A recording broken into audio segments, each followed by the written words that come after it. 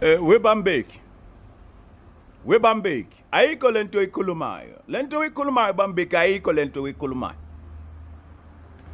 Webambeki. Mana khehle, mana mntumdala. Mana. Sesizwile ngapha. Sesizwile si enough Bambeki. Konke lokho kukhulumayo akukho. Wathanda Mbeki ure. Irigili kwethe. Mbeki in that speech. This is what he's saying. South Africa, it has a lot of problems, ne? One, and then amongst the two, he picks two: high unemployment and high crime. And then he says for high unemployment, we are pointing the finger at the wrong person. Who's that wrong person? Am I illegal foreigners? So, uti blame am illegal foreigners for the levels of high employment. That is not the reason why lento esiyenzayo manje. That is not the reason why sikhuluma le ndaba yokuthi lama illegal foreigners kunenkinga nga.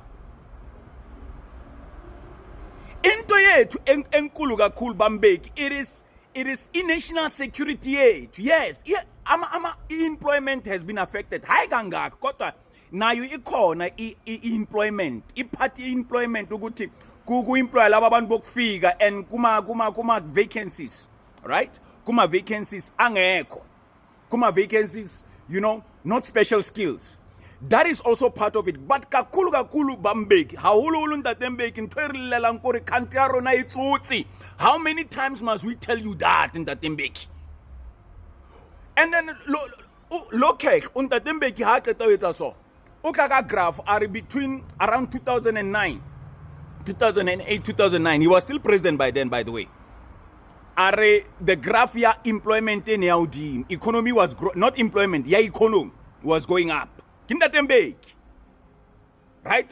Then it started going down when Date Zuma was the president, and then it became worse when Date Ramaphosa is the president. So he's basically saying that we should blame Date Ramaphosa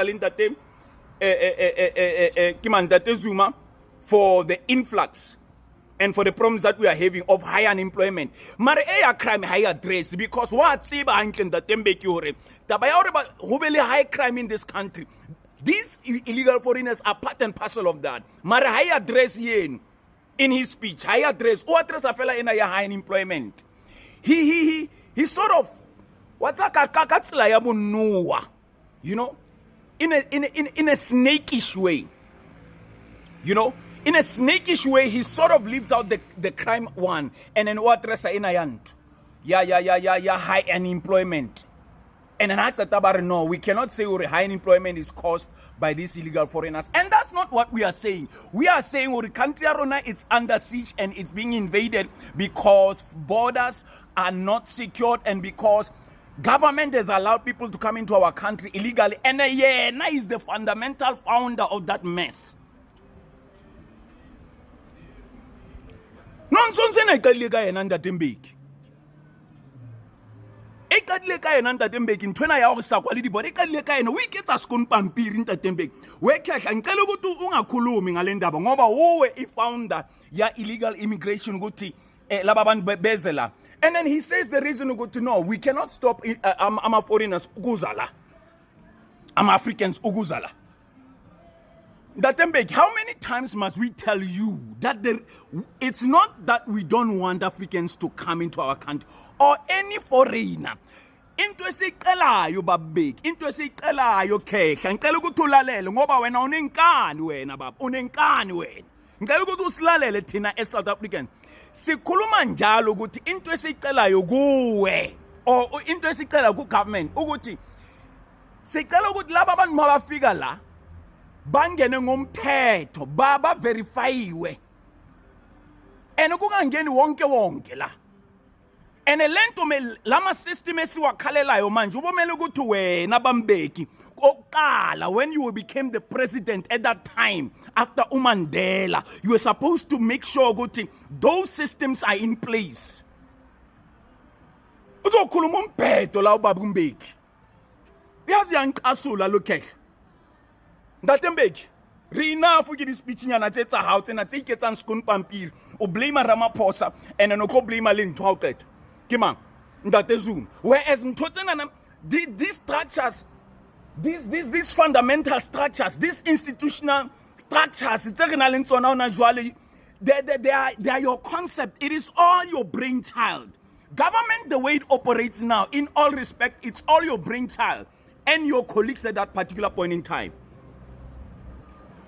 You continue to refuse to accept a king responsibility for the mess that is happening now because you are the founder of this mess.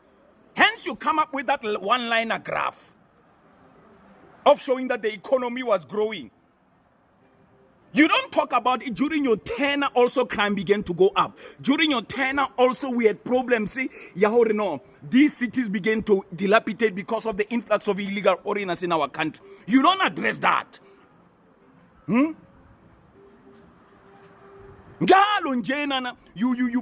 Ogala number 5, SEO.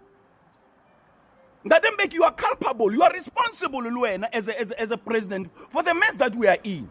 All the three of you, by the way, but we're not wokala wena bambig. We're not wokala. Ngakhulumi lutho. Wokala wena bambig. So this mess that we find ourselves in, you are responsible as well. If there is a court, Yoko Holder, I'm a president responsible for the mess that we find ourselves in. Now we umelugu tube kona lapya, and you must go to that jail if there is such a thing. After we get a skon pampir in Tatembek, and our skon pampir. Our skon pampir in Tatembek, we're going to call you out. You are not skon. O failure in Tatembek, o failure. Ayangiphoxa amazwi akhulunywa uJulius Malema noPresident Thabo Mbeki mayelana nesimo sabantu bokuhamba ngoba benza ama-South Africans afile sengathi sikhuluma ngabantu bokuhamba bonkana kanti sikhuluma ngabantu abangekho emthethweni. Uma nikhuluma kanjena nihlezi nibavikela abantu bokuhamba bangekho emthethweni nizama ukuthi kulungile ukuthi umuntu aphule umthetho. So kulungile ukuthi ama-illegal foreigners aphule umthetho thina mele siubambe. Shuthi la eSouth Africa kusetshenzela ukubosha ama-South Africans kodwa abantu bokuhamba bona banemvume ukuthi baphule umthetho. Kusemthethweni yini ukuthi uhlale kwizwe lomunye umuntu noma uhlale kwelinye izwe ungenawo amaphepha afanele? Mina mangase ngihambe ngiyohlala eGhana ngingakwazi ukuyenza lento abayenzayo leSouth Africa. Into ecika ama-South Africans is not ukuthi abantu bokuhamba bala siyabazi obhuti nosisi bethu base-Afrika siyazwana nabo siyabathanda. Into esingayifuni ukugcwala kwabantu aba-undocumented bese uma kwenziwa ama-crimes kuthiwa ama-South Africans kuphela kanti khona abantu abasibambisayo kulawo ama-crimes. Yini into ehlula abantu abalapha phezulu in politics to address leyo nto? Mina ngizokutshela one answer. Ngizokutshela nje into eyodwa bangukuthi kwesinye isikhathi labantu bakhulume kanje.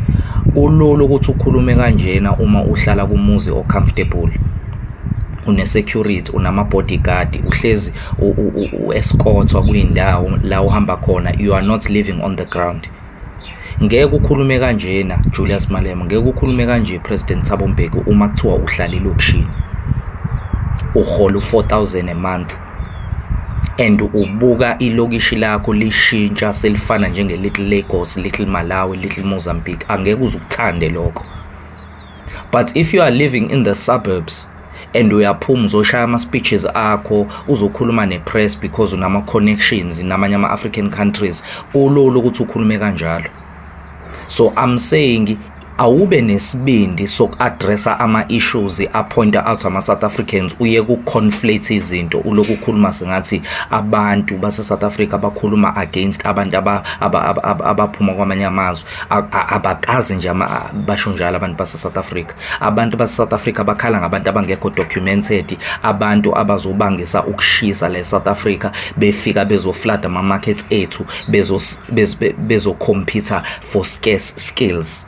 Not ama scarce skills, sorry, common skills instead of ukufika nama scarce skills. Ngeke ihambe kahle lento eyenziwa abaholi bosoma politiki uma bengayi address lento issue ama South Africans. because if abayi-address ngesingisi kuzokwenzeka lento ekuthiwa i-unled revolution. Ngiyaphinda kokugcina njengoba ngiphethe, ama-South Africans awanankinga nama-foreigners, but illegal foreigners basebenzisa leli gama elithi xenophobic khona bazokwazi ukuthi baqhubeke bahlale la ngokungekho emthethweni. Benza into engeke thina sikwazi ukuyenza kwamanye amazwe, and akekho umuntu ozoyingena leyo nto, akekho umuntu ozoyimela leyo nto. That is why ngo-30 June kuzosuka umsindo uma i-government ingasho lutho, because siyambona uCyril Ramaphosa akasho lutho, siyambona ukuthi uMalema ukhuluma ngendlela akhuluma ngayo. President Mbeki, who's known ukuthi unama-relationships namanye ama-African countries, akabakhuzi labantu, so bangathuki-ke makusuka umsindo. Gama lami uMenzi ngicela sicabange masiyihlaziya le ndaba. It's deeper than lento ereportwa ayintatheli. Gama lami uMenzi ngiyamthanda nonke. Ndiyenza le video unina ma-South Africa ndiyibhekisa kuThabo Mbeki. Thabo Mbeki jonga apha Mfondini, yonke lento wayenza siyayazi, susenza ngathi asiyazi lokhu kwenzileyo. Ucinga uba uhlakaniphile, siyakwazi ukuthi nguwe kwethini lo wabulala uChris Hani ukuthi uzokwazi kuba i-deputy president yakalesi sibhanqa esisideba to Nelson Mandela. Siyanazi Bafondini, ixesha lenu lizawufika, ndiyanixelela nyani, sizawufika ixesha lenu, asisendeni. Ucimba kuba uzawuphumelela ukonke kuloko kwenzayo, nibulala abantu, nitiziva isizwe, talking lies and deceptions, talking the struggle. Iziphi ye-struggle wena wasijoyina wena Thabo Mbeki? Ngoba kade uhlele e-University of Sussex uzothetha ngento ye-struggle. Usazelaphi i-struggle wena ngoba uyi-puppet nje yalungiswa ngamangizimani le eBrithani. I was next nge-struggle, I was nothing. You were relaxed and comfortable in a fucking University of Sussex. Uzositshela ngokuthi kune-African Renaissance yamasendakho uthengisile lo mdayizi. Wena Thabo Mbeki uzakunya nalo Cyril Ramaphosa wakho mfakafana, ngiyanixelela sawufika ixesha leni. Enkosi ma-Afrika. Isn't it obvious or Bumalema bajile? Bundlozi bajile. The same way Bu ANC bajile. And this shows you when as a South African you are on your own. The people that you're voting for, keep voting for. But these people are not going anywhere. They are calling you xenophobic. They are calling you stupid.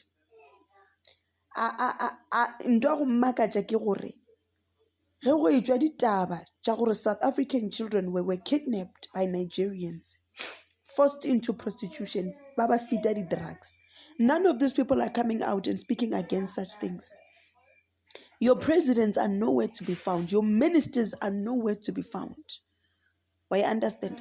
Mara, when a South African is coming out and saying enough, it is enough. We are fighting for our country. These people are coming out, gadi insult, baribichadi this, baribichadi that. Bona, Bu Julius, Bundlozi, and the rest of these people, Bachwang Babolela nonsense, alia jale rena. Mole saini ngona, alia saina le rena. Le kwishisha. Rebe lura go khonege. Gore le ka bushetsa tšhelete ye wen. Ye lo remba le file yona re le ba protected tsamanya kang ditene Nigeria. Tsamayang le onya kang ditene Zimbabwe. E ya Mozambique ba le segeleng ditene le re shutelle. A re nya ke mammenemena o swana le rena le lena in this country. We are saying if only le foreigner e ba le dipampiri. Azanka rajwa we are being violent. Re bolaya batho or re betha batho or re gobatsa batho. We are saying if you want to be in South Africa, be documented. Now if you do not usna document, if usna document out of the country, tsamayang. Aba tsamaye. Re bolaya ma, re gobatsa ma. By fighting for what is right, by fighting for future ya bana ba rena. gore rena re ra re nyake bana ba rena e be di-prostitute a re nyake gore bana ba rena e be di-drug addict jwale re swantse re bullishe ke bo malema because bona ba jishitšwe ba mmiditšitšwe ka kua ba mmiditše ba khotše re tsena kae rena a re tsene felo I said mo ba sainileng gona rena ra saina including ANC mo ba jileng gona ga re a ja mo ba khunamileng gona a re a khunama rena. Now we are saying South Africa belongs to South Africans. Mabahambe. Peacefully so. Mabahambe. Hello Mzansi, welcome to Mgosa Mzansi. If today is your first time visiting this channel, please do the right thing and click the subscribe button. People are calling out Thabo Mbeki ukuthi he must stop protecting foreigners. Khuluma Ntabi ukuthi ma-South Africans they are blaming bantu bokufika ngokuthi babathathela umsebenzi, bantu bokufika babathathela umsebenzi. Every time akaba in ma conference, press conference, uhlezi defend ama-foreigners. So people are saying ukuthi uThabo Mbeki and Julius Malema bayinto leyi-one bahlezi ba-defend ama-foreigners, and that really pisses South Africans off because batibuta kokuthi ikuphi kahle kahle inkinga yakhe usayida nabo bani, why protect abantu bokufika, why protect bantu who are doing crime in South Africa, people who come to South Africa ngama-bad intentions, and they are calling him out bomjomane kokuthi they always tell him kokuthi akayekele khuluma sogugile semdzala tinto yakukhuluma ukuthi hlezi tiqasula abantu because ukhuluma tinto leti bhedzako and people are being affected by lenzaba lema illegal immigrants, but bona bo Malema nabo Mbeki they are defending ma-foreigners, always defending them ngokuthi abathathe imisebenzi yebantu abendi bugebengu eSouth Africa. Do comment your thoughts down in the comment section. I'll see you in the next one. I'm signing out. Goodbye.